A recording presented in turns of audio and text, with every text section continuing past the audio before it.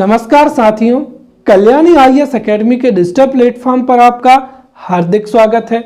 इस लेक्चर में हम भारत के प्रमुख उद्योगों को बहुत ही अच्छे से पढ़ेंगे एवं समझेंगे। तो शुरू करते हैं उद्योग या इंडस्ट्री से।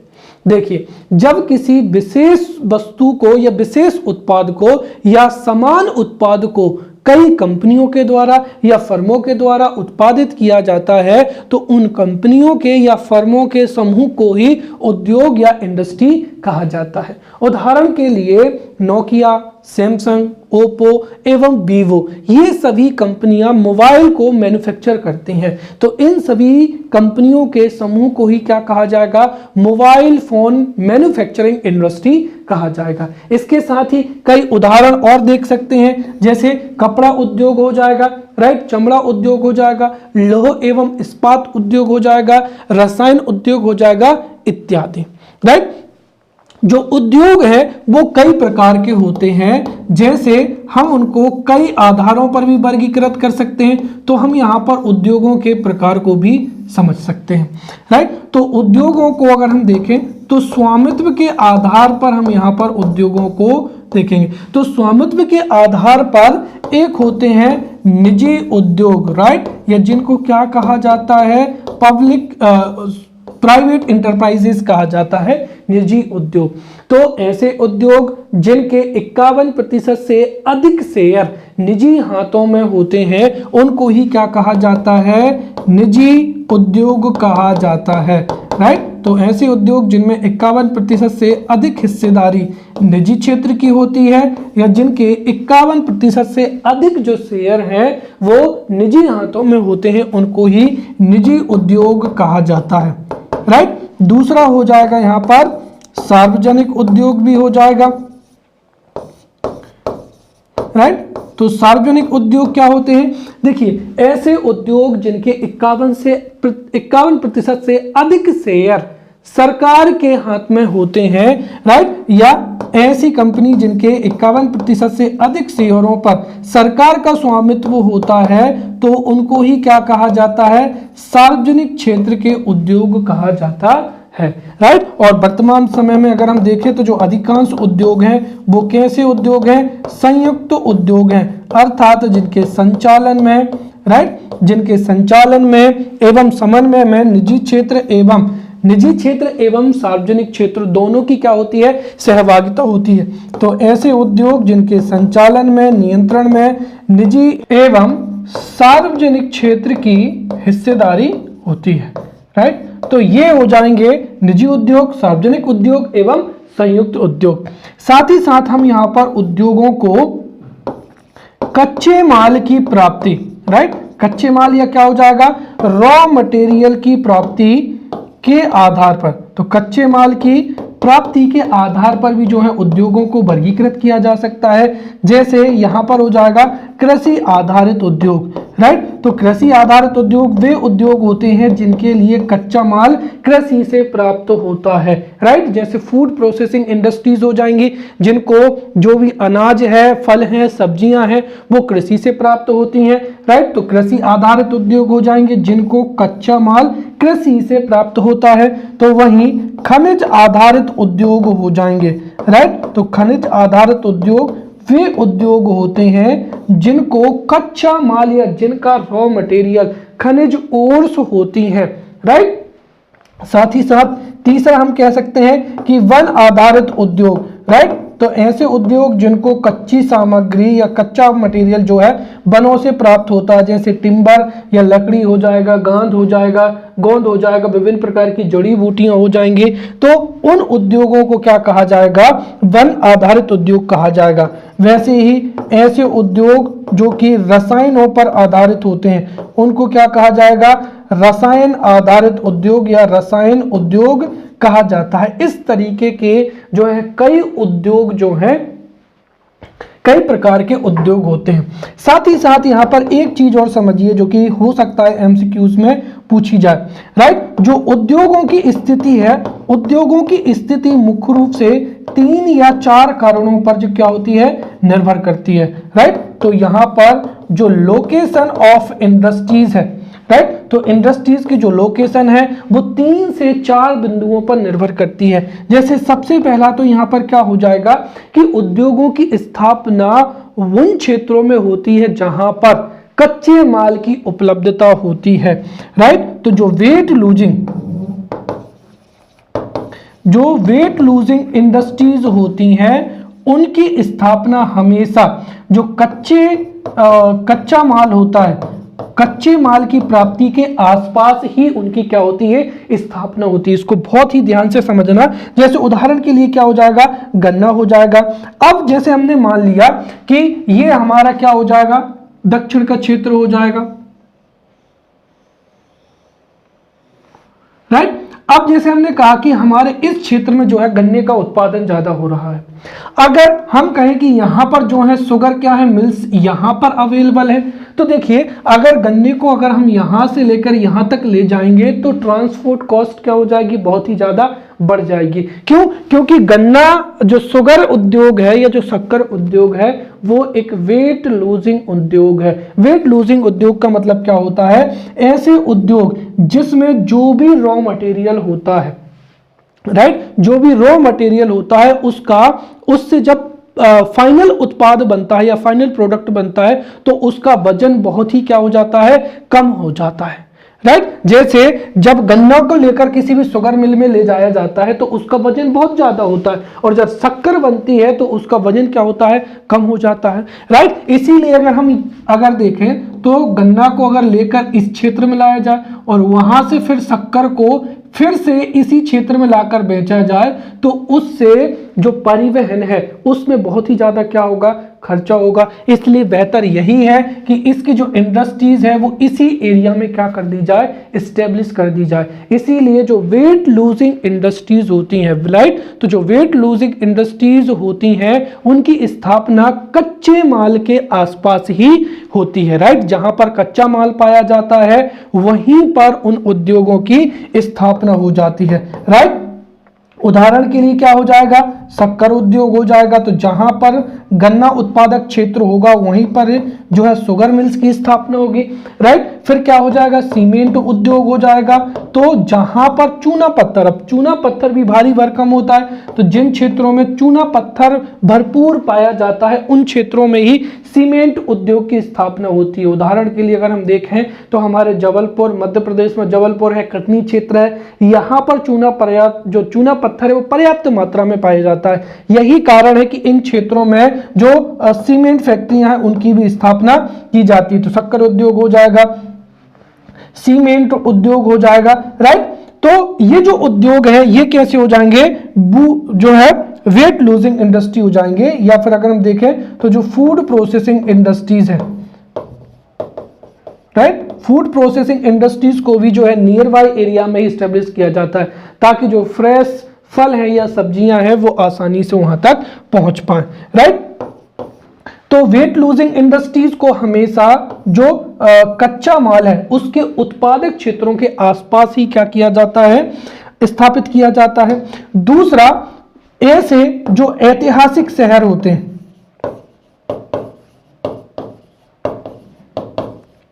तो जो उद्योगों की स्थापना है वो ऐतिहासिक नगर या ऐतिहासिक कोई क्षेत्र है तो उस पर भी निर्भर करती है। उदाहरण के लिए मध्य प्रदेश में इंदौर है, उज्जैन है, वाराणसी है, राइट, या फिर सूरत है। ये ऐसे क्षेत्र हैं जो प्राचीन समय से ही उद्योगों के केंद्र रहे हैं। इसीलिए प्राचीन काल से ही जो व्यक्ति हैं वो सामान खरीदने के लिए इन क्षेत्रों में या इन शहरों में प्रवेश करते हैं। इसीलिए कई जो उद्योग हैं उनकी स्थापना जो ऐतिहासिक शहर होते हैं उनके आसपास ही क्या होती है, स्थापित होती है। तो जो ऐतिहासिक शहर होते हैं उनके आसपास ही उद्योगों की स्थापना की जाती है, राइट। या तीसरा, जहां पर या ऐसे क्षेत्र जहां पर बड़ा बाजार क्षेत्र क्या हो, मौजूद हो, राइट। कोई भी ऐसा क्षेत्र जिसके आसपास में एक बड़ा शहर है या जहां पर बहुत बड़ा बाजार होता है, जहां पर लोग जो है प्रत्येक दिन कई वस्तुओं को खरीदते और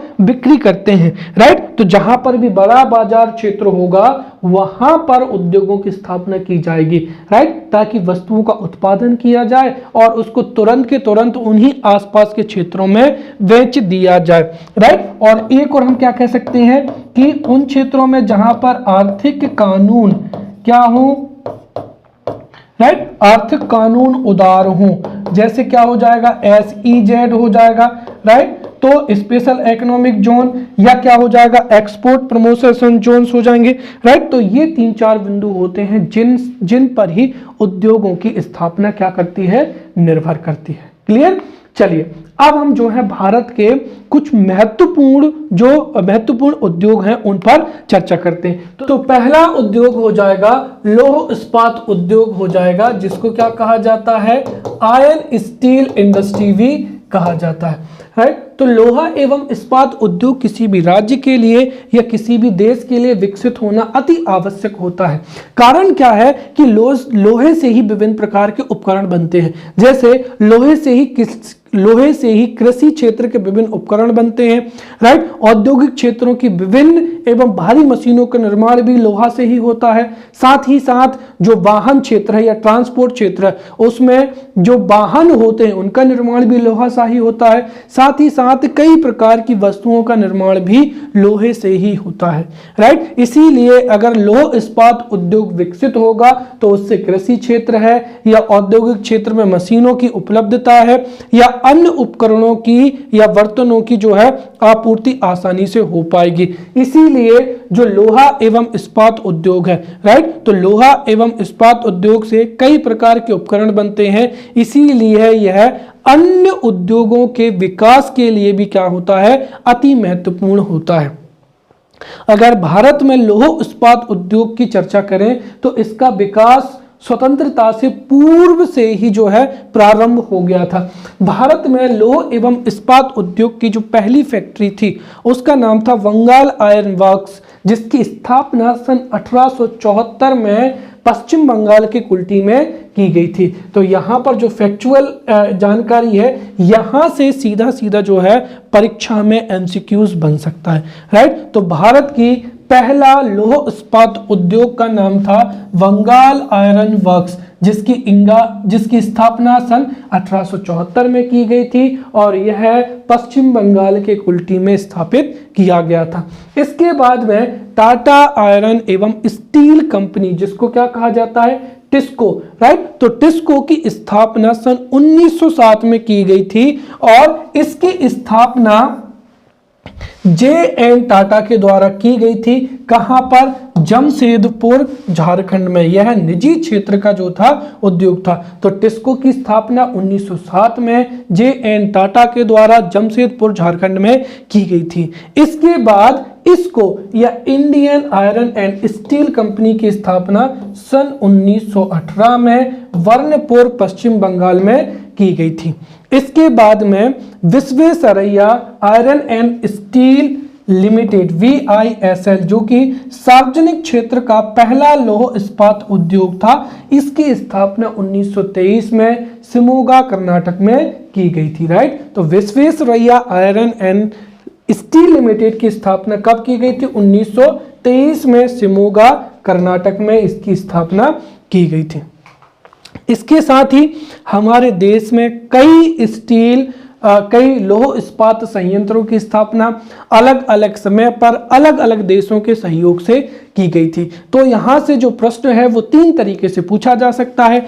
सबसे पहली चीज तो लोकेशन पूछी जा सकती है, जैसे पूछ लिया जा सकता है कि जो हिंदुस्तान स्टील, जैसे बोकारो स्टील प्लांट है, तो बोकारो स्टील प्लांट भारत के किस राज्य में अवस्थित है, राइट। या फिर इनकी स्थापना पूछी जा सकती है कि इनकी स्थापना किस वर्ष में हुई है, या फिर यह पूछा जा सकता है कि किस देश के सहयोग से इनकी स्थापना हुई है, या फिर जो मैच क्वेश्चंस होते हैं, राइट, जहां पर जोड़ी मिलान वाले प्रश्न होते हैं, उनमें भी यहां से प्रश्न पूछा जा सकता है, राइट। तो यहां से जो जितने भी लौह इस्पात संयंत्र हैं उनकी स्थापना, उनका किस देश के सहयोग से उनकी स्थापना हुई है, ये आप विशेष रूप से याद रखें।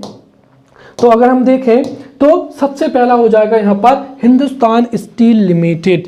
हिंदुस्तान स्टील लिमिटेड के 3 संयंत्र स्थापित किए गए थे। तो हिंदुस्तान स्टील लिमिटेड की स्थापना 1959 में की गई थी और कहाँ, भिलाई छत्तीसगढ़ में की गई थी। तो हिंदुस्तान स्टील लिमिटेड के संयंत्र की स्थापना 1959 में भिलाई छत्तीसगढ़ में की गई थी और यह यूएसएसआर के सहयोग से स्थापित संयंत्र था। वहीं हिंदुस्तान स्टील लिमिटेड के अन्य संयंत्र की स्थापना 1959 में ही की गई थी, राइट। और इसकी स्थापना कहां पर की गई थी, ओडिशा में, राइट। तो हिंदुस्तान स्टील लिमिटेड का एक संयंत्र भिलाई छत्तीसगढ़ में है जिसकी स्थापना यूएसएसआर के सहयोग से की गई थी। वहीं हिंदुस्तान स्टील लिमिटेड जो ओडिशा में है इसकी स्थापना जर्मनी के सहयोग से की गई थी। साथ ही साथ हिंदुस्तान स्टील लिमिटेड का जो संयंत्र वर्धमान या कहां पर, पश्चिमी बंगाल में है, उसकी स्थापना ब्रिटेन के सहयोग से की गई थी और कब की गई थी, 1959 में। क्लियर। चलिए, जो बोकारो स्टील प्लांट है, राइट, तो बोकारो स्टील प्लांट की स्थापना 1964 में, राइट, ये 1964 में इसकी स्थापना बोकारो झारखंड में की गई थी और इसको यूएसएसआर, राइट, जो पूर्व सोवियत संघ था उसके सहयोग से इन संयंत्रों की स्थापना की गई थी। तो वहीं जो विशाखापट्टनम इस्पात संयंत्र है इसकी स्थापना 1982 में की गई थी और कहां पर, विशाखापट्टनम में और यूएसएसआर के सहयोग से। तो इस तरीके से अगर हम देखें तो यूएसएसआर या जो पूर्व सोवियत संघ है उसके सहयोग से 3 स्टील जो है स्टील प्लांट्स की स्थापना की गई थी, जिसमें एक तो क्या हो जाएगा, हिंदुस्तान स्टील लिमिटेड जो कि कहां पर है, भिलाई छत्तीसगढ़ में है, राइट। और इसको दरअसल इन तीनों का नाम एक समान है, इसीलिए कई बार प्रश्न में यह भी पूछ लिया जाता है कि जो भिलाई स्टील प्लांट है, right, Bhilai steel plant Chhattisgarh में है, इसकी स्थापना 1959 में हुई थी, किसके सहयोग से, यूएसएसआर के सहयोग से। वहीं जो ओडिशा स्टील प्लांट है उसकी स्थापना जर्मनी के सहयोग से की गई थी, राइट। और फिर तीसरा जो वर्धमान या पश्चिम बंगाल का जो स्टील प्लांट है उसके स्थापना ब्रिटेन के सहयोग से की गई थी। तो यहां पर भिलाई स्टील प्लांट, इसकी स्थापना, क्लियर, भिलाई स्टील प्लांट, उसके बाद में बोकारो स्टील प्लांट और विशाखापट्टनम स्टील प्लांट, इन तीनों की स्थापना पूर्व सोवियत संघ के सहयोग से की गई थी। अगला हो जाएगा यहाँ पर सेलम इस्पात संयंत्र। तो सेलम इस्पात संयंत्र की स्थापना तमिलनाडु में की गई थी।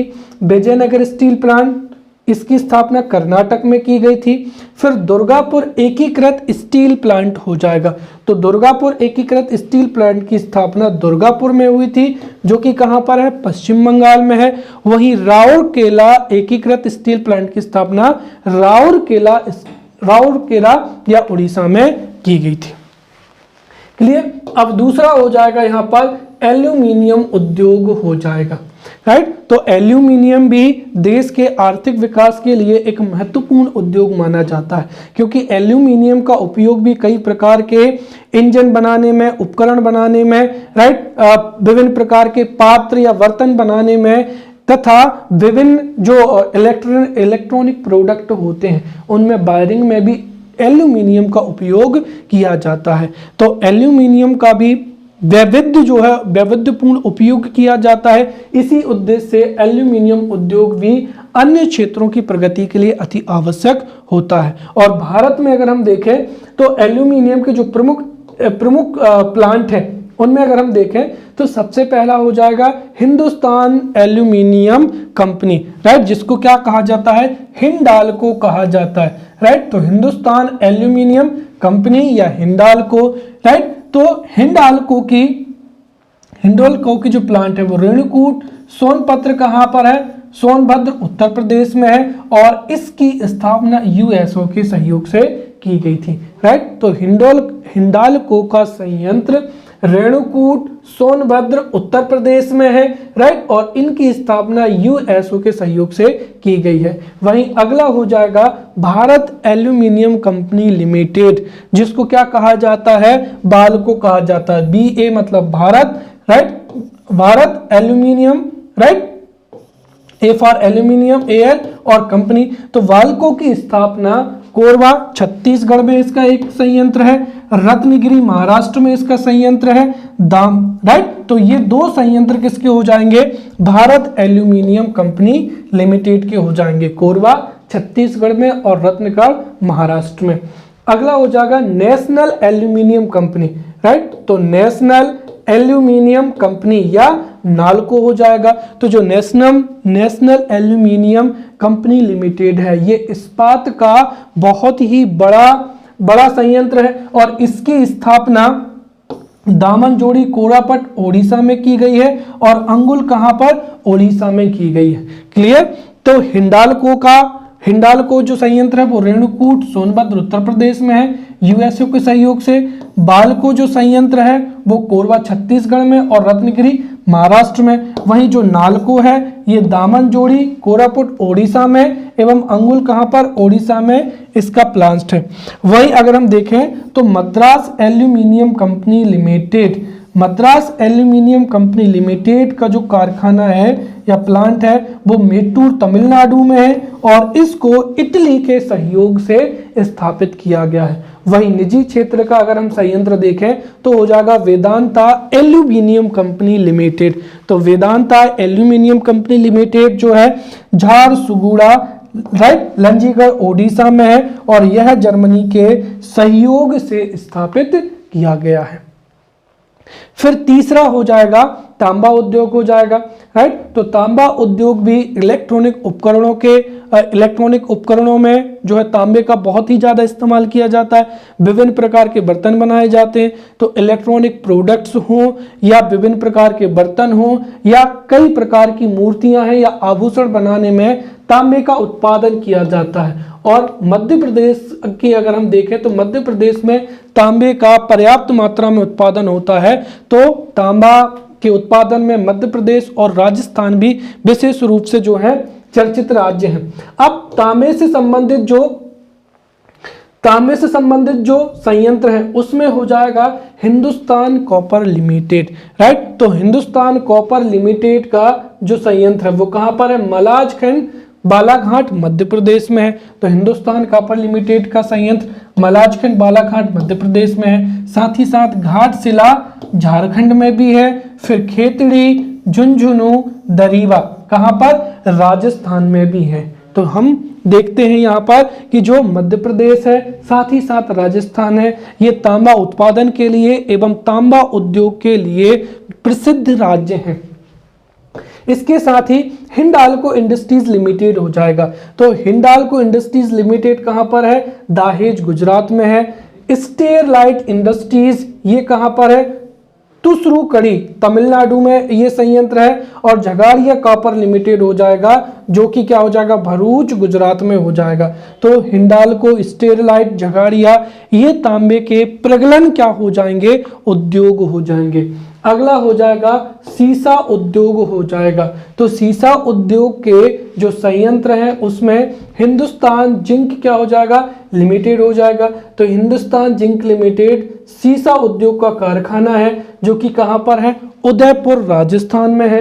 वहीं इंडियन लेड क्या हो जाएगा, लिमिटेड हो जाएगा। इसका जो कारखाना है वो कहां पर है, कोलकाता पश्चिम बंगाल में है। साथ ही साथ इसका अन्य संयंत्र कहां पर हो जाएगा, ठाणे महाराष्ट्र में हो जाएगा। तो इसको आप विशेष रूप से याद रखें, इंडियन लेड लिमिटेड का संयंत्र कोलकाता में भी है और ठाणे महाराष्ट्र में भी है। अगला हो जाएगा जस्ता, राइट। तो हिंदुस्तान जो जिंक लिमिटेड है इसका संयंत्र विशाखापट्टनम कहां पर हो जाएगा, आंध्र प्रदेश में हो जाएगा और देवारी राजस्थान। तो जस्ता प्रगलन जो केंद्र है वो एक तो हो जाएगा विशाखापट्टनम आंध्र प्रदेश में और देवारी क्या हो जाएगा, राजस्थान में है। सही। इसके साथ ही जो जिंक लेड स्मेल्टिंग कॉम्प्लेक्स है उसका संयंत्र कहां पर है, चंदोरिया राजस्थान में है।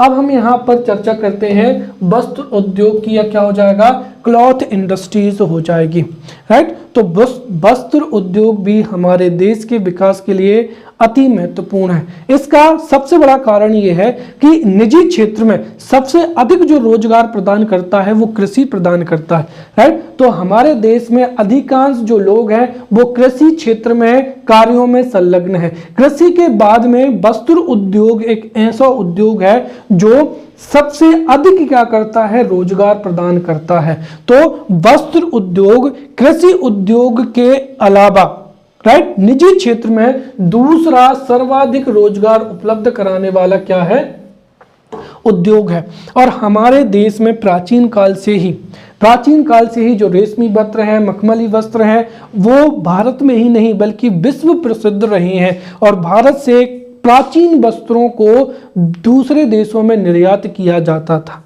राइट। भारत में जो हस्त से बनी हुई साड़ियां हैं या वस्त्र हैं वो बहुत ही अच्छे से दुनिया में विश्व प्रसिद्ध थे और उनको निर्यात किया जाता था। अगर हम आधुनिक पद्धति से उनके निर्माण प्रक्रिया को समझें तो भारत में वस्त्रों के निर्माण के लिए जो आधुनिक सूती कपड़ा मिल थी, तो भारत में प्रथम आधुनिक सूती कपड़ा मिल की स्थापना 1918 में की गई थी। कहां पर, फोर्ट ग्लोस्टर कोलकाता में हुई थी। और चूंकि ये कुछ दिन बाद ही चलकर बंद हो गई थी, अर्थात ये जो पहली मिल थी ये असफल रही थी। तो प्रथम आधुनिक सूती कपड़ा मिल की स्थापना 1918 में फोर्ट ग्लोस्टर में कोलकाता में हुई थी, जो कि असफल हुई थी। उसके बाद में सन 1984 में कावस जी डावर द्वारा बॉम्बे में सूती कपड़ा मिल की स्थापना की गई थी और जिससे उत्पादन भी प्रारंभ हुआ और यहीं से वस्त्र उद्योग की विकास यात्रा भी शुरू हुई है। तो कावस जी डावर द्वारा बॉम्बे में जो सूती कपड़ा मिल है इसकी स्थापना से ही वस्त्र उद्योग का विकास यात्रा का प्रारंभ माना जाता है। साथ ही साथ हमारे देश में जो है, हमारे देश की भौगोलिक जलवायु की चर्चा करें या हमारे देश में काली मिट्टी की उपलब्धता की बात करें, इन सब कारणों की वजह से शुरू से ही कपास का उत्पादन पर्याप्त मात्रा में होता आया है, राइट। इसके साथ ही अगर हम देखें तो जब भारत का विभाजन हुआ था तो उस समय भी कपड़ा उद्योग था ये प्रभावित हुआ था, राइट। हमारे स्वतंत्रता के समय लगभग ये था कि 410 के समथिंग जो फैक्ट्रियां थी, राइट। तो जब हमारे देश का विभाजन हुआ था तो उसमें से 14 जो वस्त्र मिलें थी वो पाकिस्तान के क्षेत्र में चली गई थी और 394 जो वस्त्र मिले हैं वो वर्तमान भारत में सम्मिलित की गई थी, राइट। इस तरीके से यह जो है भारतीय विभाजन या भारत के विभाजन से प्रभावित क्षेत्र था। भारत में जो अधिकांश मिले हैं वो महाराष्ट्र में, तमिलनाडु में और गुजरात में है। चूंकि ये हमारे देश के प्रमुख क्या है, कपास उत्पादक क्षेत्र भी हैं, इसलिए भारत में अधिकांश जो कपड़ा मिले हैं वो महाराष्ट्र में, तमिलनाडु में और गुजरात में है। परीक्षा की दृष्टि से इन राज्यों के जो कुछ क्षेत्र हैं वो न केवल भारत पर बल्कि वैश्विक स्तर पर भी कपड़ा उद्योग के लिए प्रसिद्ध हैं, इसीलिए उनके अन्य नाम भी हैं। जैसे भारत का जो कॉटनोपोलिस है तो भारत का कॉटनोपोलिस मुंबई को कहा जाता है, वहीं भारत का मैनचेस्टर एवं पूर्व का क्या हो जाएगा, बोस्टन हो जाएगा। तो भारत का मैनचेस्टर एवं पूर्व का बोस्टन क्या हो जाएगा, अहमदाबाद हो जाएगा। यहां पर ध्यान दें कि भारत का मैनचेस्टर जो है वो अहमदाबाद है, लेकिन इसके साथ ही ये 2 पॉइंट आप विशेष रूप से याद रखें। दक्षिण भारत के मैनचेस्टर की बात करें तो वो क्या हो जाएगा, कोयम्बटूर हो जाएगा, और यहीं उत्तर भारत की चर्चा करें तो वो क्या हो जाएगा, कानपुर हो जाएगा। तो उत्तर भारत का कोयम्बटूर कानपुर हो जाएगा, दक्षिण भारत का मैनचेस्टर कोयम्बटूर हो जाएगा और भारत का मैनचेस्टर अहमदाबाद हो जाएगा और पूर्व का बोस्टन भी क्या है, अहमदाबाद ही है, और भारत का कॉटनोपोलिस क्या हो जाएगा, मुंबई हो जाएगा। अब अगला हो जाएगा जूट उद्योग हो जाएगा, राइट। तो जूट से रस्सियां या कई प्रकार के जो हैं थैले या कई प्रकार के उत्पाद बनाए जाते हैं। और हमारे देश में जूट का उत्पादन प्राचीन काल से ही चला आ रहा है, राइट। साथ ही साथ यह भी एक ऐसा उद्योग है जो कि भारत के विभाजन से प्रभावित रहा है। कारण यह है कि जूट उत्पादन के जो क्षेत्र हैं, जूट उत्पादन के क्षेत्र भारत में हैं, परंतु जो जूट मिलें हैं वो तत्कालीन पूर्वी पाकिस्तान या वर्तमान जो बांग्लादेश है उसमें चली गई हैं, राइट। तो कुल मिलाकर अगर हम देखें तो भारत में जूट उत्पादन के क्या है प्रमुख क्षेत्र पाए जाते हैं, जिनसे जैसे अगर हम देखें तो पश्चिम बंगाल हो जाएगा, असम के क्षेत्र हो जाएंगे। यहाँ पर पर्याप्त मात्रा में जूट का उत्पादन होता है, परंतु जब भारत का विभाजन हुआ तो उस समय का पूर्वी पाकिस्तान या अगर हम वर्तमान समय की बात करें तो वर्तमान समय का बांग्लादेश, इसमें अधिकांश जो है मिलें चली गई हैं। इस वजह से जूट उद्योग भी भारत के विभाजन से प्रभावित उद्योग है।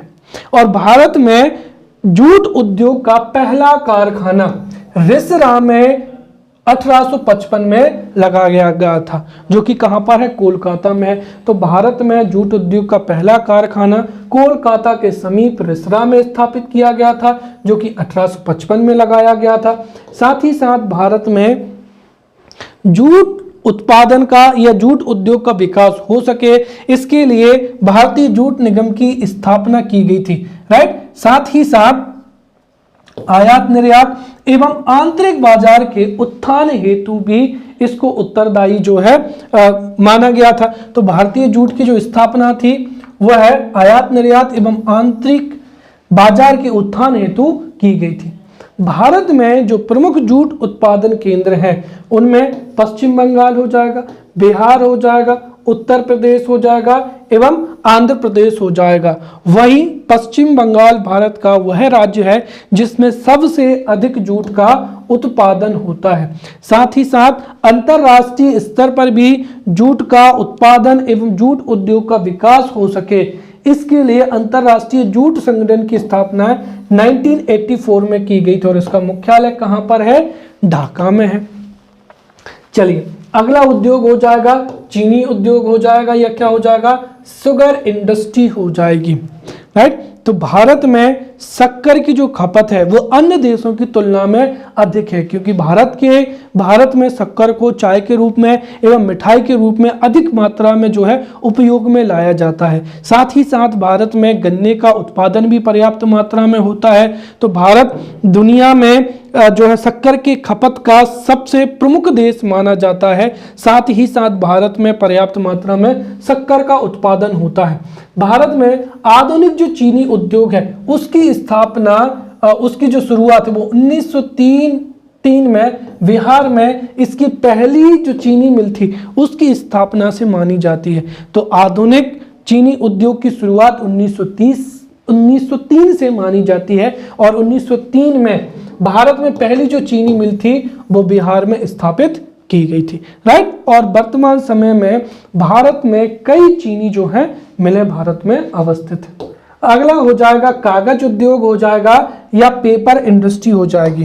तो कागज का पुस्तकों के मुद्रण में, साथ ही साथ अखबार के मुद्रण में एवं अन्य क्षेत्रों में भी कागज का बहुतायत में उपयोग होता है। इसीलिए भारत में कागज उद्योग को बढ़ावा देने के लिए स्वतंत्रता के पश्चात ही कई उद्योगों की स्थापना की गई थी। भारत में कागज उद्योग की पहली मिल की जो स्थापना थी वो सन 1879 में लखनऊ में की गई थी।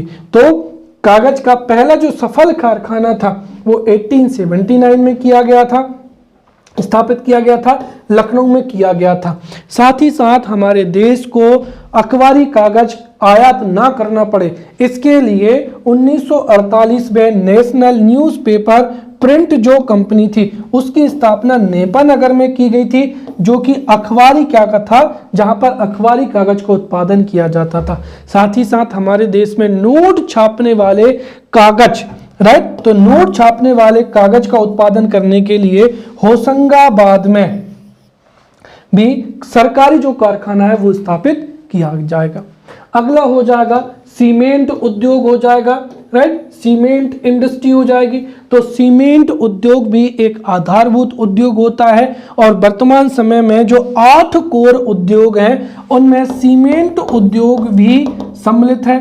साथ ही साथ सीमेंट उद्योग को आधारभूत उद्योग इसलिए माना जाता है क्योंकि इसकी जो बैकवर्ड या फॉरवर्ड, राइट, तो इसकी जो बैकवर्ड लिंकेजेस हैं और साथ ही साथ जो फॉरवर्ड लिंकेजेस हैं वो बहुत ही क्या है, अधिक है। जैसे अगर हम बैकवर्ड लिंकेजेस की बात करें तो सीधी सी बात है, यदि सीमेंट का उत्पादन हो रहा है इसका मतलब क्या है, चूना पत्थर का भरपूर मात्रा में उत्पादन हो रहा है और इसमें अधिक लोगों को क्या है, रोजगार भी मिलता है। साथ ही साथ जो है परिवहन के साधनों का भी क्या होता है, इस्तेमाल होता है। तो जब चूना पत्थर का अधिक उत्पादन होगा, कई लोगों का रोजगार प्राप्त होगा और परिवहन होगा, तब जाकर सीमेंट का उत्पादन होता है, राइट। और अगर सीमेंट की बिक्री हो रही है तो इसका मतलब क्या होता है कि हमारे देश में जो निर्माण कार्य है, चाहे वो सड़क हो या भवन हो, राइट, उनका तेजी से निर्माण हो रहा है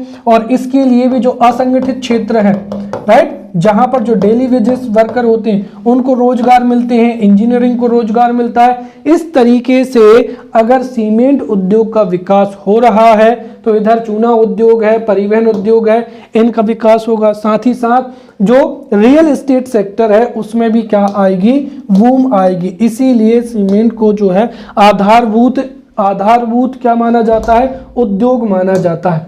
भारत में अगर हम आधुनिक ढंग से सीमेंट बनाने की चर्चा करें तो भारत में सन 1904 में मद्रास में सबसे पहला कारखाना लगाया गया था। तो भारत में आधुनिक ढंग से सीमेंट बनाने का जो पहला कारखाना था वो 1904 में स्थापित किया गया था, मद्रास में स्थापित किया गया था, परंतु यह भी कुछ दिनों बाद बंद हो गया था, अर्थात यह सफल रहा था, राइट। मद्रास कारखाने के बाद में 1912-13 की अवधि में इंडियन सीमेंट कंपनी लिमिटेड के द्वारा गुजरात के पोरबंदर नामक स्थान पर कारखाने की स्थापना की गई थी, जिससे 1914 से उत्पादन प्रारंभ हो गया था, राइट। तो यह भारत का सफल कारखाना माना जाता है। तो इंडियन सीमेंट कंपनी लिमिटेड की स्थापना 1912 से 13 के बीच में हुई थी, गुजरात के पोरबंदर में हुई थी और इससे 1914 ईस्वी से उत्पादन क्या हो गया था, प्रारंभ हो गया था। अगर विश्व की चर्चा करें तो विश्व में सबसे पहले सीमेंट का निर्माण 1824 में किया गया था और ब्रिटेन के पोर्टलैंड नामक स्थान पर किया गया था। भारत की जो एसोसिएटेड सीमेंट कंपनी है इसकी स्थापना 1936 में की गई थी और यह भी भारत की जो सीमेंट उत्पादन की एक अग्रणी कंपनी है। अगला हो जाएगा यहाँ पर रासायनिक उर्वरक उद्योग हो जाएगा या केमिकल फर्टिलाइजर इंडस्ट्री हो जाएगा। तो स्वतंत्रता के बाद हमारे देश में खाद्यान्न की समस्या बहुत ही ज़्यादा थी। साथ ही साथ 1962 का चाइना युद्ध हो जाएगा, 65 का पाकिस्तान युद्ध हो जाएगा, 1965-66 का अकाल हो जाएगा। इसके बाद में हमारे देश में और ज़्यादा जो थी और ज़्यादा खाद्यान्न की समस्या थी। तो कहने का तात्पर्य यह कि स्वतंत्रता के समय पर भी खाद्यान्न की समस्या थी, लेकिन प्रथम एवं द्वितीय पंचवर्षीय योजना से जो कुछ भी हमने सफलता प्राप्त की थी वो इन तीनों घटनाओं की वजह से पुनः हम स्वतंत्रता के दौर में प्रवेश कर चुके थे और इस वजह से हमें खाद्यान्न की समस्या से निपटाने के लिए ठोस कदम उठाने की जरूरत थी और इसीलिए 1966-67 से ही जो हरित क्रांति है वह हमारे देश में प्रारंभ हो गई थी। और हरित क्रांति जो थी वो अगर हम देखें तो बीज और क्या हो जाएगा, फर्टिलाइजर, राइट, जो उर्वरक उद्योग है इस पर क्या थी, मुख्य रूप से आधारित थी। अगर आप सोचिए अगर उर्वरक उपलब्ध नहीं होंगे तो जो प्रति हेक्टेयर एग्रीकल्चरल का उत्पादन है वो कम हो जाएगा। तो उर्वरक उद्योग के विकास ने हरित क्रांति को भी जो है बढ़ावा दिया है और हमारे देश में जो सुपर फास्फेट उर्वरक है उसका पहला कारखाना 1906 में तमिलनाडु के रानीपेट नामक स्थान पर स्थापित किया गया था। तो देश में सुपर फास्फेट उर्वरक का कारखाना 1906 में स्थापित किया गया था। तमिलनाडु के रानीपेट नामक स्थान पर स्थापित किया गया था। वहीं 1944 में कर्नाटक के वेलेगुला नामक स्थान पर मैसूर केमिकल्स एवं फर्टिलाइजर्स के नाम से अमोनिया उर्वरक का कारखाना लगाया गया था। राइट, तो यहां पर जो अमोनिया उर्वरक है ये नाइट्रोजन युक्त हो जाएगा, फास्फोरस आधारित हो जाएगा। तो सुपर फास्फेट जो उर्वरक है उसकी स्थापना तमिलनाडु के रानीपेट में की गई थी। कब? 1986 में। और जो अमोनिया उर्वरक था उसके लिए मैसूर केमिकल एंड फर्टिलाइजर्स के नाम से जो है उद्योग स्थापित किया गया था। कहां? कर्नाटक के वेलेगुला में 1944 में।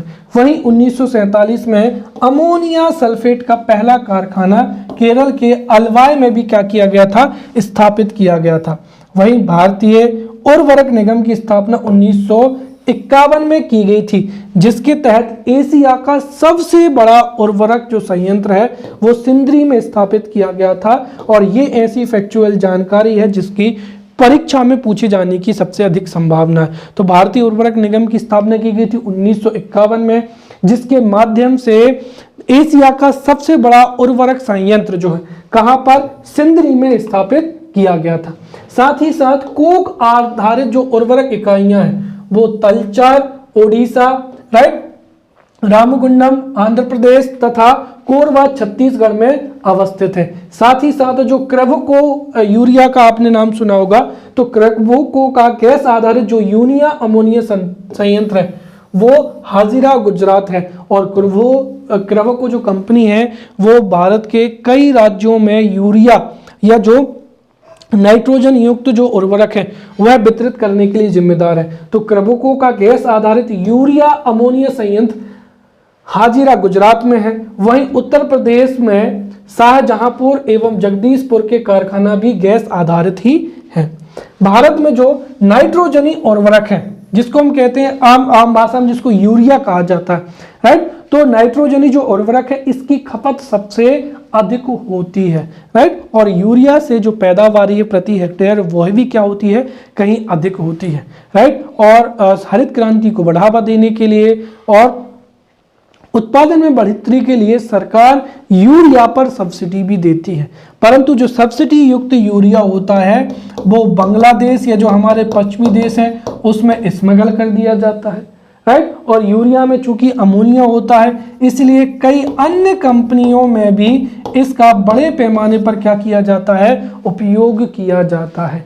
इसीलिए सरकार ने एक तरीका निकाला कि अन्य देशों में इसका स्मगल ना हो और विशेषकर जो कृषि के अलावा जो अन्य क्षेत्र हैं, राइट, उनमें इस यूरिया का प्रयोग ना हो। इसके लिए निम्नलिखित यूरिया जो है भारत में वर्तमान समय में वितरित किया जाता है। निम्नलिखित यूरिया के दो फायदे हैं। एक तो फायदा ये है कि निम्नलिखित यूरिया का कृषि के अलावा जो अन्य उद्योग हैं उसमें इसका उपयोग कम हो जाएगा, और दूसरी चीज ये है कि निम्नलिखित जो यूरिया है वह मृदा में उसके घुलने की दर क्या होती है? धीमी होती है। इसीलिए आसानी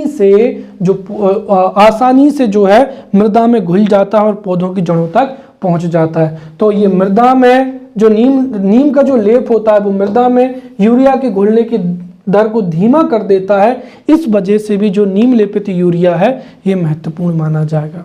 राइट, तो हमने यहाँ पर भारत के कुछ महत्वपूर्ण उद्योगों के बारे में चर्चा की।